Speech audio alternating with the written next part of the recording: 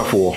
Welcome to another installment of Benjamin Unfiltered, where like a master brewer, I shall distill the unfiltered truth for you on subjects that impact all of us, subjects that affect all of us. And today, I'm going to be speaking on washing away decades of disaster, outcry, and failed policy, a picture of Ghana's flooding problem.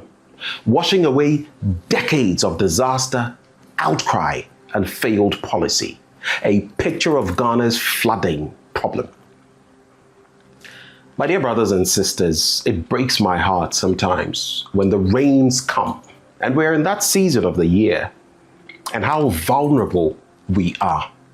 Now today I'm going to I'm going as far back as 1938, but through the 60s, basically, all the way to now, to walk you through how we have basically failed to address the problem of flooding, not just here in Accra, in different parts of the country, up north, coming to the middle belt, the Bono area, the Ashanti region, the Volta region, the central region. It has been a disaster.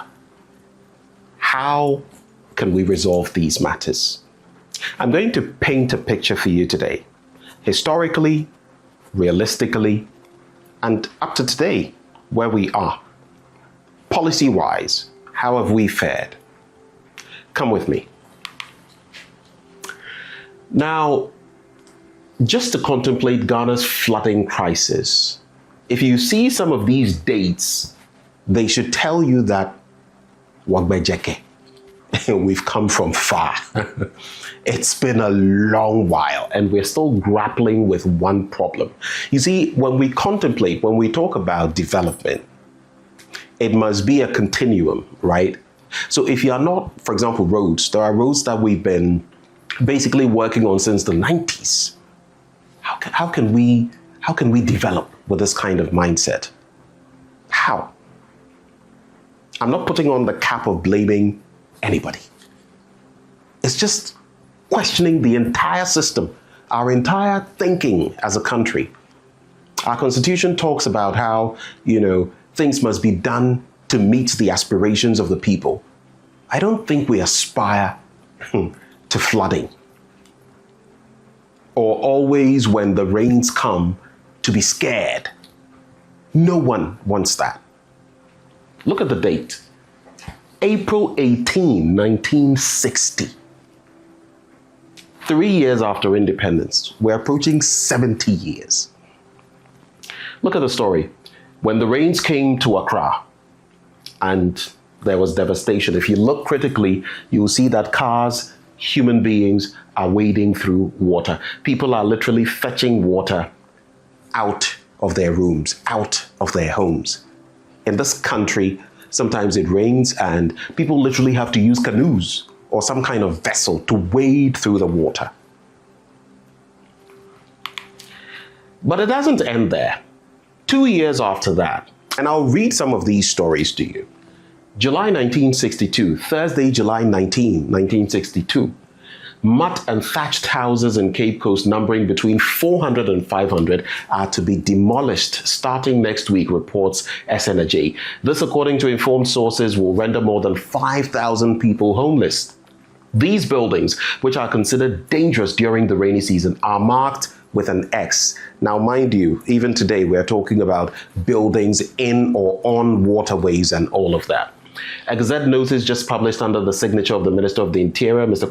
Kweku Boateng, gives the Central Regional Commissioner, Mr. J.E. Hagan, special powers to pull down all the mud and thatched houses in the municipality. Let's go to July 1968. Accra records heaviest rainfall in 9 years. Look at the progression. 1960, and this is not the start. I'm just cataloging from here. 1960, 1962, 1968. There are gaps in between, but the flooding was still happening. Now, Accra yesterday registered, and that was Thursday, July 4th, 1968. Accra yesterday registered a record rainfall of 5 inches since the last 9 years. According to a spokesman of the Meteorological Services, the heaviest rain ever recorded in the city fell in June 1959, when a volume of 7.56 inches was registered. The rain nearly brought normal life in the city to a standstill yesterday. That's how the description is. Offices and some shops were closed. School children took French leave, a common term back then.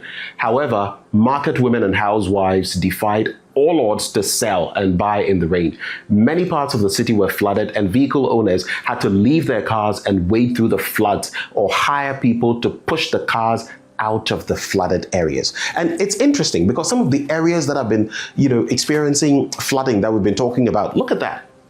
It says the bridge between Pehe and Alajo on the Nsawam Road was under knee-deep water, and cars had to be parked at the Caprice, or here we say Caprice, hotel near the Alajo railroad crossing. At Aveno, where some rooms were filled with water, the inmates had to remove their belongings into the rooms of their neighbors or friends. Other parts of Accra which were flooded were Adabraka, the Winneba Road area, and Asylum Down. Till today, Kanda estates are spoken about. Till today, we're still facing these issues. Fast forward about 20 years, 1968, 1988. Look at the progression. Torrential rains caused floods in Accra City. The city experienced the heaviest rainfall in the year between Tuesday night and Wednesday morning. And this is Thursday, June 9, 1988. And you see, we are in those months now. And look at what is happening. The torrential rain created a lot of floods in the capital and consequently caused havoc to property in living rooms, shops, and offices in low-lying areas. At the Obechabe Circle, a boy got drowned and his body was removed and taken to the Kolebu Teaching Hospital after the floods had subsided. The Meteorological Services Department recorded 87.09 millimeters of rain, the highest rainfall recorded this year.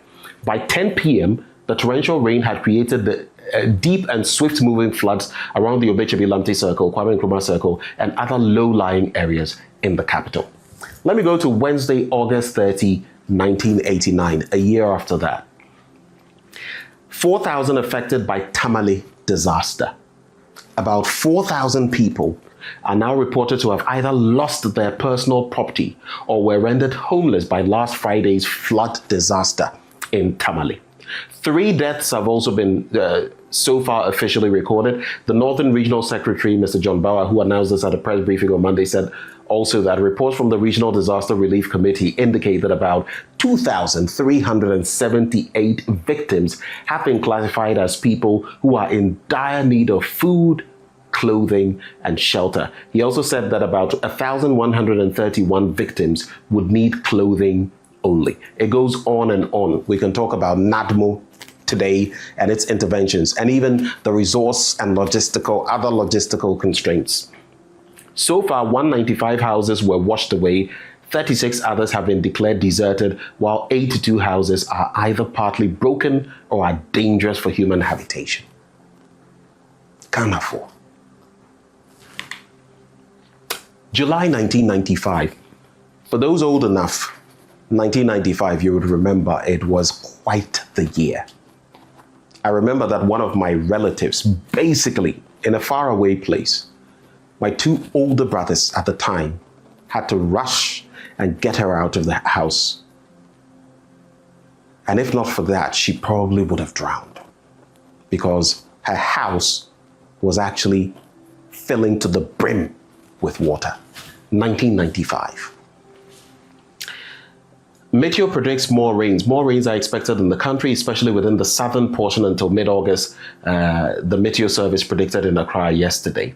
They said the sea temperature currently remains high, and it goes on and on and on. They described last Monday's rainfall as phenomenal and said Axim, and we know how much rain that area gets, which is considered the wettest area in the country, has 510 millimeters as its highest recorded in June 1965.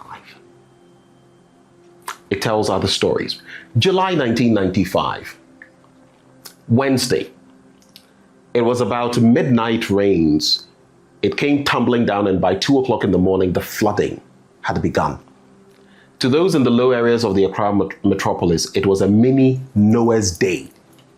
For 9 hours, it raged on. Human and vehicular traffic were a problem. Determined commuters from the suburbs waded through the flooded areas with the hope that they would be able to eke out something for a living. One such person summed it up.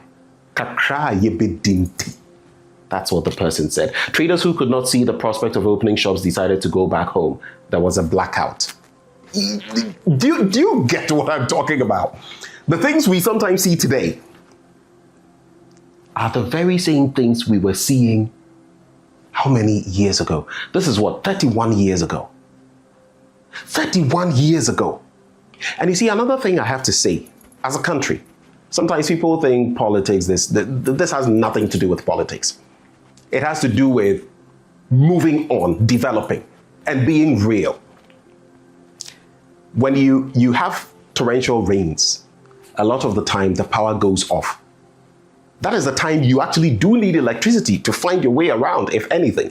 The lights are off, sometimes. So God forbid, if something is happening, there's water, you can't see anything. Moving on, the reason was that the flood had affected the Achimota Electricity Corporation of Ghana substation, and all hands were on deck to salvage the situation. Telephones obviously will not work, at least we've advanced past that stage. But it said 17 people, including 5 children, were known to have died in devastating floods in Accra yesterday. That was another story. And even back then, soldiers were assisting. So the downpour caused the flood with strong currents, which whisked away a number of kiosks and their occupants' vehicles and destroyed showrooms of some vehicle assembly plants. Soldiers from the Field Engineers Regiment deployed to evacuate marooned people from rooftops and houses to safety, retrieved 5 bodies, including that of 3 children, from the Odo River. This, Ghana, is a sad state of affairs. It is really sad. And things must change, and they must change now. It is true, sometimes you inherit problems, but that is why we have leadership. And some of the problems that have been inherited have been there, time has passed, and we are back to them. Look at these timelines. Flood disaster profile of Ghana since 1960. 1968, Accra records heaviest rainfall in 9 years, like I read out to you. 1971, this one I did not read out. Major floods hit Takoradi, homes collapse. 1995, flood havoc in Accra, VRA substation affected our power supply because, of course, water and these equipment don't mix. 1999, northern floods affect 300,000 people. 2001, worst Accra floods since 1995. You remember 1995, which I spoke about? 2010, flood disaster, 35 deaths recorded. When shall we say, like the Spaniards would say, nunca jamás, no more? Where will it stop? History of flooding in Accra. Now, this day was a really sad day for us, and I'm sure a lot of you remember. June 3rd, 2015. It was not just flooding, but again, because of some recklessness on our part, the chances, the risks we take. So flooding, then you recall the stories. There was that gas explosion, and there were over 150 deaths. Our kith, our kin, our brothers, our sisters, our friends perished, a number of them, on that day. I remember reading the stories, listening to the stories with horror in 2015. It could have been any one of us. And that is why we must fix this. We must fix this problem. A number of people, many people were injured and disfigured. Only recently, I saw the story about some of those people, our brothers and sisters who had been affected, disfigured. their visage marred for the rest of their lives, all because we couldn't contain flooding. Now, let's look at the president's directive after the June 3rd disaster, right? June 3rd, 2015. So June 3rd, 2015 up to now. Let's look at it, put them side by side and see what exactly, a picture of what exactly is happening. June 3rd, 2015, clear illegal structures on waterways, he directed. Enforce building safety codes, enforce sanitation bylaws. Those people too, I think the bus stop boys, recently I saw something where they went out there and people dump refuse, dump garbage anywhere, anyhow. It breaks my heart. Even as we talk about leadership taking action, you will see later some of the words of the president which reflect the fact that many of you watching, many of us don't do the right things. Some of the people who will come and carry the rubbish in Aboboya, they take them, they get to a place where no one is watching, they've poured it there. Many people, haven't you seen videos sometimes? It is raining, there's quite a torrent of rain. You see people go out. I've seen videos, and I'm so sad to say that a lot of the time you see our mothers, our sisters, being the ones going out with rubbish to throw them into the... What do you think? Where do you think the water will take the rubbish to? It will go and choke some drainage. It will go and lodge somewhere. And later, your life will be at stake because of flooding. And you would have caused your own problem. Enforce sanitation bylaws, desilt drains and lagoons. And I'll be getting to lagoons. I'll show you a picture. You'll be sad. Improve Accra drainage infrastructure. Accra's drainage infrastructure. In 2026, 11 years later, what is Mr. President saying? Demolish buildings on waterways. Does it sound familiar? He did his best, but is the system working? And when Mr. President directed here, clear illegal structures on waterways, were they adhered to, or was it a 9-day wonder? The district assemblies, municipal assemblies, metropolitan assemblies. Action against illegal structures, prepare national flooding report, move beyond routine disaster response, public education on flood prevention. What did this achieve? What did it attain? And not just then and now, in between. What did we achieve? Now, on the recent flooding, the president has been troubled and had this to say. Flooding in Accra is a problem of indiscipline. Indiscipline. You throw rubbish anywhere. You build houses where you like. Sometimes you see the assemblies are a major part of this problem. But sometimes you see they have marked X, remove by AMA and this and that. You see them there, yet people still go ahead and build. If you have the authority and someone is building illegally, how come you allow the person to complete building? How? How does it happen? There is some corruption in there as well, and it is known. But no matter what must happen, this indiscipline must end. Our very lives are at stake. That's the whole point. When government takes action and collapses houses and waterways, the same people will say, the local councils and traditional rulers are part of the problem. I agree. Most of these people are in bed, in cahoots. They feel,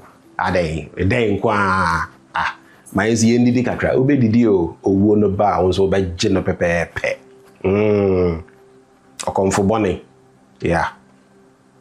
Or mind bebo. And so on so can be. God, I mean, Ghana will not collapse, but it's a proverb. And it makes me sad, really. Causes of flooding in Accra. MCs and DCs, and this is Thomas Anaba, the legislator for Garu. He says, MCs and DCs know which areas are flood prone, yet they still issue building permits to people. For all of those doing this, what can I say? Maybe like the Rasta man will say, fire burn them all. But realistically, it must stop. Causes of flooding in Accra. Drainage channels are silted. Mountain runoffs are rising as vegetation is cleared. And wetlands that should absorb them have all been sold. People are greedy in this country. I'm not saying that people, you see, there's a difference between liking money and loving money. People often say, I've even heard in songs where people say, money is the root of all evil. That's a mistake. That's not what the Bible says. It says the love of money is the root of all evil. Liking it, I mean, when you go to hospital, apart from your health insurance and all of that, is it leaves you are going to use to pay for your bills? It is money. If you need to, work on your car, maintenance and all of that, it is money. But the how you get it is important. So let's look at a place like Jobulu, which my Ghana people tell me means large valley in Ghana. It was nature's own way of mopping up excess water. People started moving into Jobulu. It became prime land partly because of its proximity to the center of town. The rest is history. A few decades later, and Jobulu is literally choked. It's turned into a concrete jungle. You can't even get land to buy in Jobulu. Laboni has become the same. Laboni is full of buildings. Nowadays, when I go there, I don't know where are the spots for nature to breathe? Where can nature make its way without harming humanity? Water, you see, is a force you cannot play with. Reflect on the 2011 tsunami in Japan caused by an earthquake that lasted only 6 minutes. Yet when the waters raged, ships, whole buildings, trains, cars, bridges, etc. were swept aside like rag dolls. That is the power of water, and we keep playing with such a dangerous force. It's so dangerous, in fact, that when God destroyed humanity and all flora and fauna in the time of Noah, guess what? He used water. Though later he would make a promise that never again would he do that. That tsunami in Japan in 2011 caused the Fukushima Daiichi nuclear disaster, primarily the meltdowns of 3 of its reactors, the discharge of radioactive water in Fukushima, and the associated evacuation zones affecting hundreds of thousands of residents. Many electrical generators ran out of fuel. The loss of electrical power halted cooling systems, causing heat to build. Now, without ventilation, hydrogen gas accumulated within the upper refueling hall and exploded, forcefully ejecting the refueling hall's blast panels. Residents within a 20-kilometer radius of the Fukushima Daiichi nuclear plant and a 10-kilometer radius of the Fukushima Daiichi nuclear power plant were all evacuated. Now contemplate this with Ghana's situation where after just a little rain, our power often goes off. Ask yourself, would we survive a fraction of that if it happened here? Early estimates placed insured losses from the earthquake alone at $14.5 to $34.6 billion. And that is where we have been. Now, look at this. Parks and gardens, lands and all of that, we've sold them. Places where we should not be selling, we've sold them. So let me go here. If you watch this, your heart will break. Satellite images of Sakumono Ramsar site. Ghana, I was shocked when I saw some of these images, satellite images. Look at the Klagon police station where it's located, DRC, the Dion Recreational Center. Look at the International Maritime Hospital Ghana Limited and the Sakumono Lagoon. I want you to take a good look. You can see how uncongested, though there was encroachment. Look at, there had been the start of encroachment, right? You could see it. You could see it in this area, especially along all these areas. But there were also, there were portions that for quite a while had been inhabited, right? Though technically, if we had proper policy implementation, the entirety of this area would have been left as a wetland, as a Ramsar site. It is a Ramsar site. Now, this was 2016. Get ready. Look at this same place in 2024. Look at the change. We are not allowing nature to breathe. Look at the lagoon and its tributaries, or whatever you want to call them. And look at the encroachment on nature. Look at the developments. Look at this entirety. Look at this. And later I'll put them side by side. Look at this area. It was somewhat sparse in terms of development. Look at this entire area. Now look at that area. Look at the difference. 2016 and 2024. 8 years. Look at all of this. How can we do this and expect to get away with it? How? Look at them side by side.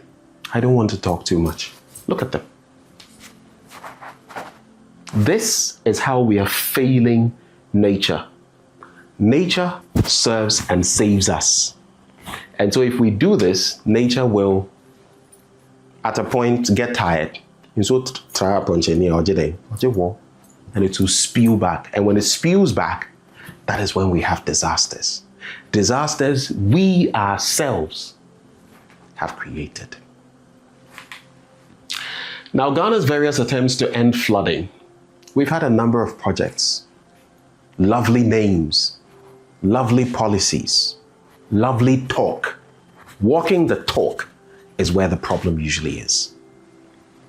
So, the UESP, early 2000s, urban sanitation and drainage, that was the focus. Gamma, you remember the Gamma project. Now we are talking Garrett, but there was Gamma back then. 2015 to 2024, sanitation and drainage. Garrett, 2019 to 2027, Greater Accra flood resilience. NFCP, 2018 to present, dredging and flood control. The CASWIP, or the CASSWP, proposed large-scale drainage system. And of course, our drainage systems actually need overhauling and change at some point. Now, these are sourced from World Bank and Government of Ghana documents. In our attempt to solve the annual flooding, there has been the Greater Accra Resilient and Integrated Development Projects, GARID, like I mentioned, with World Bank financing, $350 million. So far, we've spent 40% of total financing, $137 million. Something has been done, but what is the impact so far of what has been done? That's the question. 40% of the amount spent, 60% remaining, yes. But what has been achieved? Can we say that maybe 40% of the problem has been solved? Now, the scope of the Garrett project: reduce flooding in the Odo Basin, improve waste management, upgrade vulnerable communities. By the way, what is the Odo like now? Key interventions: dredging the Odo River and drains, flood control infrastructure, storm water management, roads and sanitation upgrades, waste collection improvements. Here too. Now, the problems and causes of delays in the Garrett project: fiscal constraints, funding interruptions. Of course, sometimes there are breaks in transmission, so to speak, funding-wise. Contractor performance issues, and the contractors themselves also have issues. So, look at this. It paints a picture. Government capped project funding. I'm talking about currently. 13.8 million was removed from the project account. Contractors sometimes not paid on time. No disbursements for 16 months. Then work slowed or abandoned at some sites in terms of the Garrett project. These are major problems and causes of the delay. But let me clarify 2 points, points 4 and 2. Point 4, no disbursements for 16 months. Now, this started under the erstwhile administration, the tail end of that administration, leading into this one. So there have been problems with these disbursements. So when I mention 16 months, it goes back into even 2024. That is no excuse, but I had to issue the caveat to be fair. Now, on this point as well, again, to be fair, because if you say something, it must be balanced. You must dig deep and know what the different sides of the argument are. 13.8 million Ghana cedis was removed from the project account for whatever reason. And I don't have those details, so I'll leave it there. However, this took place sometime in 2025. The sum was removed for some purposes, but then this sum was restored. It was returned in March this year, March 2026. So as I speak, though this amount was taken out, it's been replaced, it's been returned. Now, delays increase project costs, of course, as the time goes, and sometimes currency fluctuations and all of that. You will have those compensation payments delayed, permits and safety compliance issues as well. Now, recently I had the opportunity of speaking to one of the world's foremost hydrologists, who is Ghanaian. He is at UMAT. And it was interesting. You know, our hydrologists and all of that, they are not so many, but do we even consult them a lot on some of these issues? Right. And even before I go there, let me just come back here. I was speaking about parks and gardens. Where are they? I complained bitterly in the past about how many of these had been left to rot or been sold out into private hands. How? How can we do that as a country and expect flooding not to happen? How? It boggles my mind. How can we do all of this and expect that when the rains come, there will be no flooding and that water will not get into our houses and sweep away our cars like we've seen recently? You see, we pray. Yes, but we have been given brains to use to work and keep ourselves safe. God will not come down from heaven and do what town and city planning should be doing, what the district, municipal and metropolitan assemblies should be doing, what the task forces, the policy framers, and those mandated to effect them should be doing. God will not descend from heaven and do that for us. Lest what will be the essence of our free will and of our initiative? What will be the use? Yet we have failed. All of us, not just today, but over many, many, many decades, to do the right thing.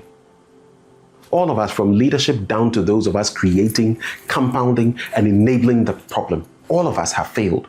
And this must stop now. Do you know why? Climate change, global warming, rapidly changing weather patterns. You've noticed them, haven't you? They are creating very unstable changes across the globe. If we are not careful and we have days of heavy rain, many parts of Accra could be submerged at a cost both to the state and to individuals. So I ask, why should we wait until something like this, God forbid, happens? Why? So the cost of permanently solving Ghana's flooding problem, right?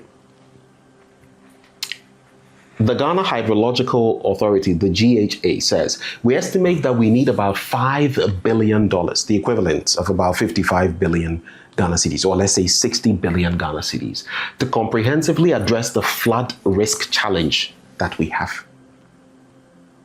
It's not beyond us. It can be done. Now, Senor Amekplenu, he is an NPP spokesperson. And he's said in recent times, on the causes of flooding in Accra, both the NPP and the NDC haven't done well in curbing flooding in Ghana. I agree with him. Yes, I do. I really do. Because if both of them had combined and incrementally been dealing with the problem, we wouldn't be where we are. But what breaks my heart, which is what I'm going to cap all of this off with, is the last slide I have. The Ramsar site satellite images broke my heart. The stories I dug and took shots of broke my heart about how since the 30s and even before then, the 1930s and all of that, Accra had been flooding. And even today, 70 years into independence, 69 and counting, we're still talking about it. But this really broke my heart. I've spoken about it before, I'm speaking about it again. You see, when you get to the point where someone can find your doom so predictable that they can bet on it, then you know Chaliwatra. Yeah, like you've got to the level that when people can bet on evil happening to you, then you know something, you must do something. Look, Canadian bets 10,000 US dollars on Accra flooding again in 2016. I read this story many years ago and it broke me. I've spoken about it a number of times, and I'll read portions of the story to you, a lot of it. Canadian bets 10,000 on hashtag Accra floods trending again next year. A Canadian man has bet $10,000 that the Twitter hashtag or X hashtag Accra floods, which trended online following the floods in Ghana's capital, will trend again in a year's time. Can you imagine that? A year ahead, he was betting. With the odds set at 11/8, the unnamed punter, who stands to win a total of $23,750, said this is his first time betting on man-made disasters. He explained that he normally bets on sporting events like ice hockey and football, but could not resist the temptation to put a future wager on another flood in Accra when he discovered the floods were an annual occurrence, and city authorities have, for many years, failed to carry out measures to remedy the situation. Quoting him, he says, "Normally, I do not bet on events like floods because of their unpredictability, but the events in Accra are slightly different. Having done a quick Google search, I discovered these floods and the resulting destruction have been occurring year after year. And the Ghanaian authorities always make big promises." This guy was literally poking fun at us. "And the Ghanaian authorities always make big promises in the aftermath of such disasters, but they go straight back to sleep. It's like Steph Curry when he puts in, the game-winning shot. He does this. They go back to sleep when the raining season is over, only to come back and make the same promises the following year. I don't have to be a genius to work out what will happen next year. It's pretty obvious, so I thought I'd put some money on hashtag Accra floods trending again in June 2016. The company that took his bet eventually had to cancel the bet, because if they hadn't cancelled it, Opana would have been winning up to today. Till today, people would have been winning on Accra floods. Aren't we ashamed? And I don't say this to shame any individual or leadership or anything, but all of us should be ashamed. The Accra floods hashtag trended on Twitter throughout Thursday as the extent of the devastation slowly emerged. The Canadian gambler, who is confident of bagging a small fortune on the wings of the ineptitude, look at the words, the ineptitude of Accra city authorities, quipped about the certainties of life in Ghana's capital. The end. Benjamin Franklin said, "There were only two things certain in life, death and taxes. But I'd like to add a third certainty for residents of Accra, floods." That's what the Canadian said. If this doesn't make you realize something must happen and happen soon, if anybody watches this and thinks, oh, he is attacking us or he is making us uncomfortable, and doesn't see the bigger picture of this, the devastation on our environment and the recklessness that has brought us here, then you know what? I'll just have to rest my case. If we want the flooding to continue, Abi we all we dey inside. May God bless Ghana and make her great and strong. My name is Benjamin Akakpo. This has been Benjamin Unfiltered. Thank you for watching.